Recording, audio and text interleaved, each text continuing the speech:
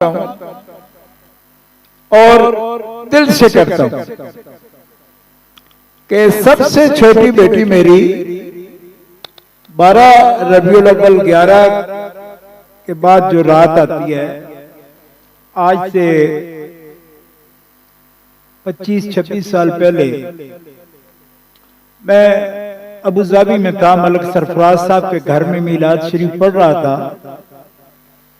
तो मुझे पाकिस्तान से ये खबर बच्चों ने दी, अल्लाह ने ये बेटी अता फरमाई। तो मैंने रबीउल अव्वल शरीफ की निस्बत से ही उसका नाम जौहरा रबिया रखा कि रबीउल अव्वल का मोती है। मेरी इस बच्ची को रब ने ये तौफीक बख्शी है कि सबसे बड़ा बिल हमारा इन इंतजामात का आता है या खाने का आता है। उस बच्ची ने आके अपनी जाती जेब से दोनों बिल अपने जिम्मे कर लिए।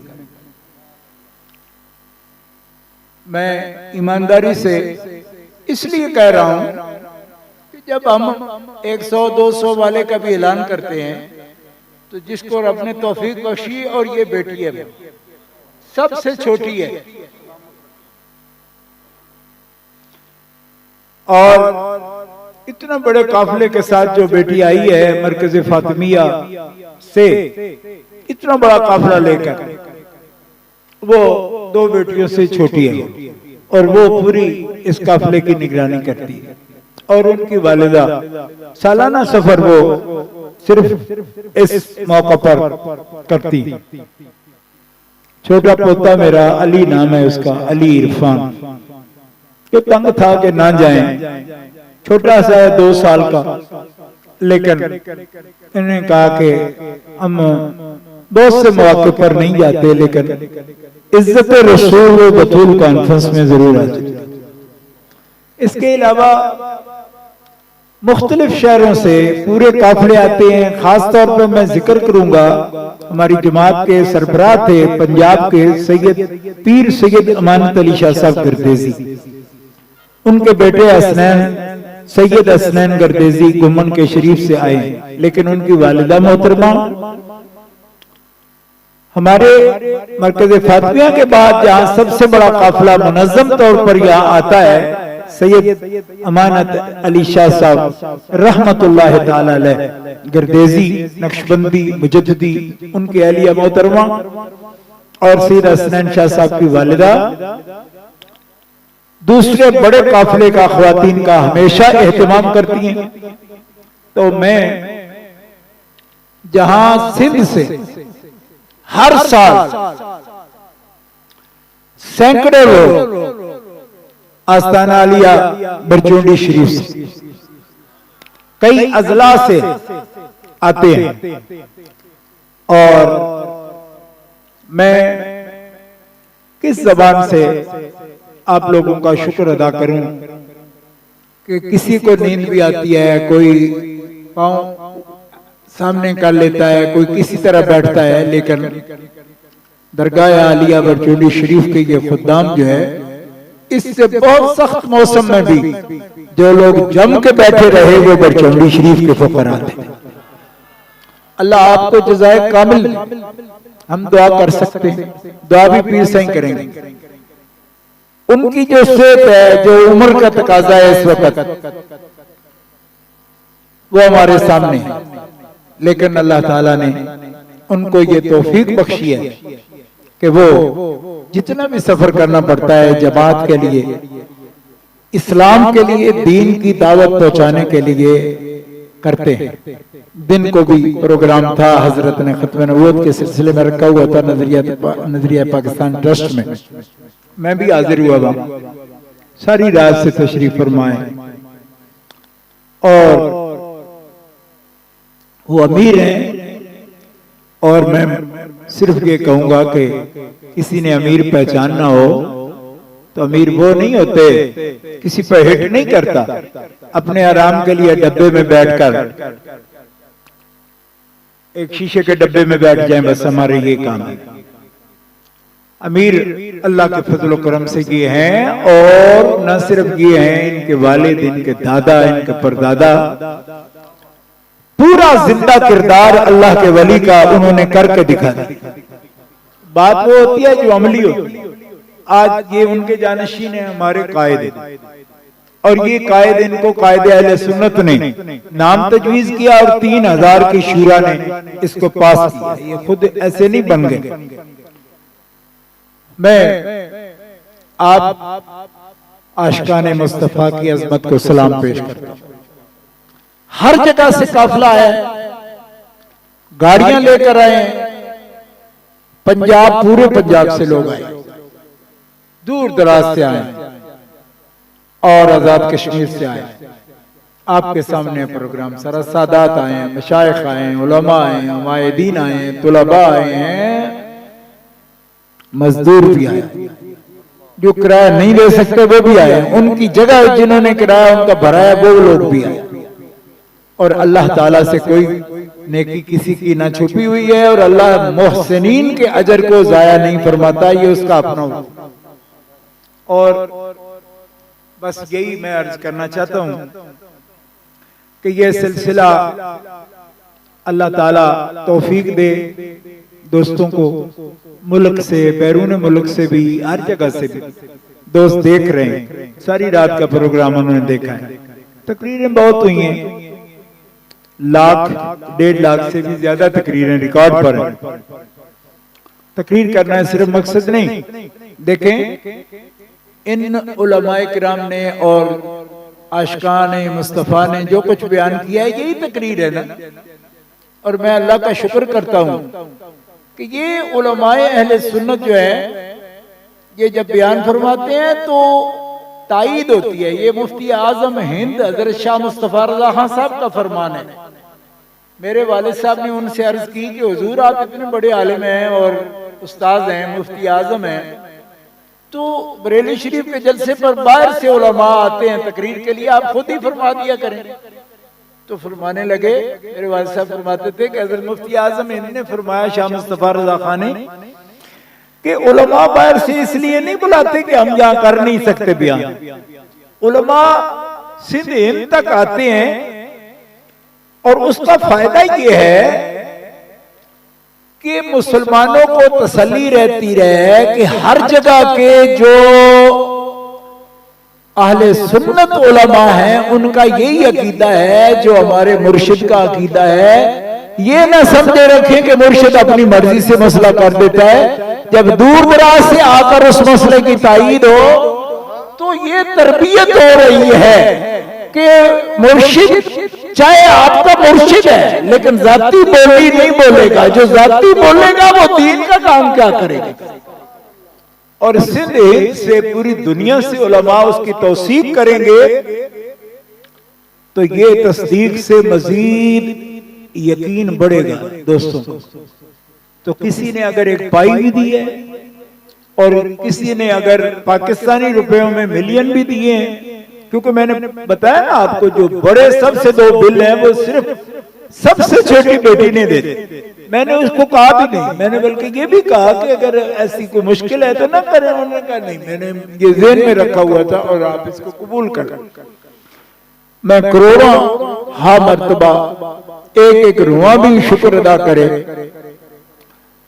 तो हक नहीं अदा हो सकता कि अल्लाह ताला जल्ल शानुहु व अज़्ज़ा इस्मुहु ने मुझे ऐसी बेटियां और ऐसे बेटे और ऐसी अहलिया ऐसा खानदान दिया है कि अल्हम्दुलिल्लाह दीन के लिए मैं तो कुछ भी नहीं हूं, वो इससे कहीं ज्यादा कुर्बानी पेश करते। और ऐसे ही सारे दोस्त हैं। क्यों कि जितने भी दोस्त हैं जो भी वसाइल हैं उनके वो गाड़ियां खुद लेके आते हैं, किराया भरते हैं उसका, हजारों में लाखों में वो भी भरते हैं। कोई भी काफिला ऐसा नहीं 40-40 50-50 हजार की गाड़ी करके लाते हैं, इससे भी ज्यादा की गाड़ियां होती हैं। तो मैं बस आपका शुक्रिया बहैसियत मेजबान अदा करता हूं, वरना इसकी जज़ा अल्लाह अता फरमाए। क्योंकि लिल्लाह व लिर्रसूल हजरत सईदा पाक का जिक्र है, वो भी हुकूक मुस्तफा में से है। आपकी शान सहाबा किराम की हो सब, और कभी भी शक ना करना, क्योंकि हमारी जमात का नाम ही जमात अहले सुन्नत है। और जिन लोगों को इतना वजन लग गया कि वो अहले सुन्नत का नाम ही जमातों में नहीं रखते, वो हमें सिखाएंगे कि अहले सुन्नत क्या होते हैं। हम तो आज भी अहले सुन्नत के स्टेज पर बैठे हैं ना, बात भी कर रहे हैं। बाकी मेरे बोलने से अगर को आपको समझ आती है तो मैं तो असहाबे रसूल को आज नहीं, बड़े बड़े मुफ्ती मुझे कहते थे कि सिर्फ उनको सब करना फिस्क होता है। मैं उस आलिम का नाम नहीं लेना चाहता, दुनिया से पर्दा कर गए हैं और सच्चे आलिम थे, बड़े शेखुल कुरान थे। उन्होंने मुझसे झगड़ा किया कामों की में कि ये तो सबाबुल मुस्लिम फसूक और तुम इसको कुफर कहते हो कि कोई साहबा को अगर बुरा बोले तो तुम कुफर कर रहे हो। तो वो बुजुर्ग थे मेरे अब्बा जी रहमतुल्लाह अलैह के, वो उस्ताद भाई भी थे, अगर ये बाद में पढ़े हैं, मेरे बुजुर्ग तो बरेली शरीफ में जाके पढ़े हैं, लेकिन उन्हीं उस्तादों से पढ़ा उन्होंने भी। तो मैंने उनसे अर्ज किया कि किबला ये कुरान का हुक्म है, सहाबा में और अहले बैत में खास बात है। यही आप बातें करते हैं कि देखें जी अहले बैत को अगर किसी ने कह दिया तो ये कुफर कैसे होगा, या सहाबा कह दिया कुफर कहते थे तो सबाबुल मुस्लिम फसूक और क़ताल कुफर। तो मैंने उन आलिम से आपसे भी अर्ज किया कि ये जो अल्लाह कुरान में फरमाता है लियग़ीज़ बिहिमुल कुफ़्फ़ार, इसका क्या मतलब है कि महबूब ये अहले बैत और ये सहाबा तेरी खेती है, और ये खेती जब कामयाब हो गई, अपने पांव पे खड़ी हो गई, तो इसको देख देख कर जो हासिदीन है, कुफार हैं, वो जलते हैं। इस आयत करीमा के तहत काजी अय्याज रहमतुल्लाह अलैह की इबारत मौजूद है, शिफा शरीफ में भी मौजूद है कि मन गाज़ा सहाबा मुहम्मदिन क़द कफर, कि जो गजबनाक हुआ मोहम्मद रसूलुल्लाह के सहाबा पर, उसने कुफर किया और उस पर अगर मुस्सिर रहा तो काफिर हो गया। तो जो खेती में हमें कोई शक नहीं, आपकी खेती है, सहाबा भी आपकी खेती है, लेकिन वो बूटे किसी और गुलशन के थे, उनको वहां से लेकर पनीरी हुजूर ने लगाई मदीने वाली सरकार ने, और ये तो बूटे ही अपने गुलशन के हैं। अभी सुना ना आपने अल्लामा चिश्ती से, कितना प्यारा पढ़ रहे थे कि खून खैरुर रसूल से है जिनका खमीर, उनकी बेलौस तीनत पे लाखों सलाम। बेलौस तीनत क्या होती है? अपने आप को बड़े मौक़िक़ समझते हो, बेलौस तीनत आला हज़रत कह रहे हैं। उनकी मिट्टी ऐसी पाक बनाई रब ने कि उन पर इल्जाम वाली कोई बात आ ही नहीं सकती। और बात खत्म किए देता हूं, बात से बात बढ़ती है, बढ़ाना नहीं चाहता, सिर्फ इतनी बात करता हूं। आप उम्मती हैं हुजूर के, तो उम्मत भी अज़ल में रब ने एक एक उम्मती अपने हबीब का चुना है, और चुन के कहा कुंतुम खैरा उम्मतिन उखरिजत लिन्नास, आप खैर उम्मत हो। और हादसाती तौर पर सब पैदा नहीं हुए, रब ने इरादे से आपको चुना है अपने आखिरी रसूल की उम्मत होने के लिए। इस पर चाहे तो घंटों बयान करें, लेकिन खुदा के लिए उम्मत भी चुनी, किताब भी चुनी, रिसालत भी चुनी, नबूवत भी चुनी, कर्न भी चुने, सब कुछ चुना। तो ये क्यों भूल गए हो कि हुजूर की शान के लायक उनकी औलाद भी चुनी है? माज़अल्लाह को हादसाती तौर पर हो गए। जब आप इरादे इलाही के बगैर नहीं पैदा हुए उम्मती, तो रसूल पाक के अपने बेटे बेटियां इरादे इलाही के बगैर माज़अल्लाह पैदा हुए। तो रब ने अज़ल में ये इरादा कब किया? कुंतुम खैरा उम्मतिन की तफसीर उठा के देख लो, अज़ल में ये फैसला हो गया। अजल में फैसला हो गया। मकादीर हजरत आदम अलैहिस्सलाम की तखलीक से हजारों साल पहले और आसमानों जमीन की तखलीक से भी पहले तकदीरें रब ने लिख दी। सही मुस्लिम शरीफ उठा के देखो। हाँ, तो आप सब उम्मत हो प्यारे नबी की और आखिरी उम्मत हो, सबसे बेहतर उम्मत हो, और कब से हो ये बात है सोचने की। तो दो कौल है मुफस्सिरीन के, एक तो अजल वाला, तो दूसरा है लौहे महफूज वाला, कि रब ने लौहे महफूज पर तखलीक से पहले लिख दिया कि उम्मत मोहम्मदिया सबसे बेहतर उम्मत है।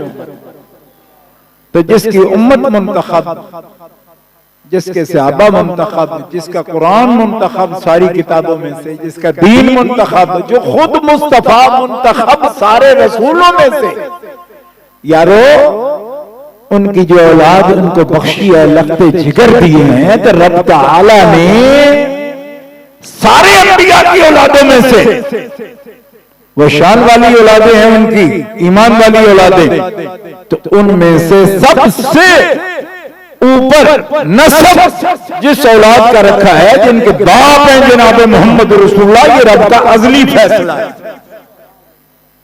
इसलिए इसमें अपनी तरफ से कोई भी बातें शामिल न करे। और ये बात भी कहने वाली मेरे ख्याल में आई थी तो मैंने अर्ज कर दी, वरना तकरीर नहीं करनी थी। मैं सिर्फ हज़रत साहब के सामने ये अर्ज करना चाहता हूँ कि ये सब लोग, इनके लिए आप अमीर हैं, कायद हैं, हम आपके पीछे आमीन कहने वाले हैं। सब सादात भी आमीन कहेंगे आपके साथ, इसलिए कि सैयद आपको पता है अमीर बनाते हैं तो बनाते हैं। ठीक है जी। मौला अली शेर खुदा ने कभी हजरत अबू बकर सिद्दीक की इमारत पर कोई सवाल नहीं उठाया। ठीक है, सादात का जो रवैया है वो सब जानते हैं। ऐसे खामखा आंखें मूंद लें वो अलग बात है। उन्होंने कभी खिलाफत पर भी सवाल नहीं किया और इमारत पर भी नहीं किया। अल्लाह के फजल करम से हमारे कायद, हमारे अमीर काबिल फख्र हस्ती हैं। उनका कारनामा सारा आपके सामने है। तो मैं बात ख़त्म किए देता हूँ। अजान हो गई है, यहाँ भी अजान अभी पढ़ेंगे और इंशाअल्लाह दुआ के बाद अजान और अजान के बाद यहीं इंशाअल्लाह नमाज पढ़ेंगे। आपको मौका देंगे थोड़ा सा, हम सुन्नतें पढ़ लेंगे। आप हज़रात में जो वुज़ू करने वाले हैं वुज़ू करके आ जाइएगा, वुज़ू की जगह है अल्हम्दुलिल्लाह। तो यहीं नमाज फजर अदा करेंगे और नमाज फजर के बाद जो है आप नाश्ता करेंगे। फिर जो दोस्त यहाँ रहना चाहें रहें, बेशक कोई किसी के लिए ये नहीं। और जो इजाज़त लेने चाहेंगे वो बाकायदा नाश्ता करें। नाश्ता करके तो फिर उनको इजाज़तें भी होंगी इंशाअल्लाह अज़ीज़। और दुआ करें कि ये सिलसिला ता क़याम क़यामत इज़्ज़त रसूल पाक और बतूल पाक, ये महफ़िल पाक मुनक़िद होती रहे और ता क़याम क़यामत होती रहे।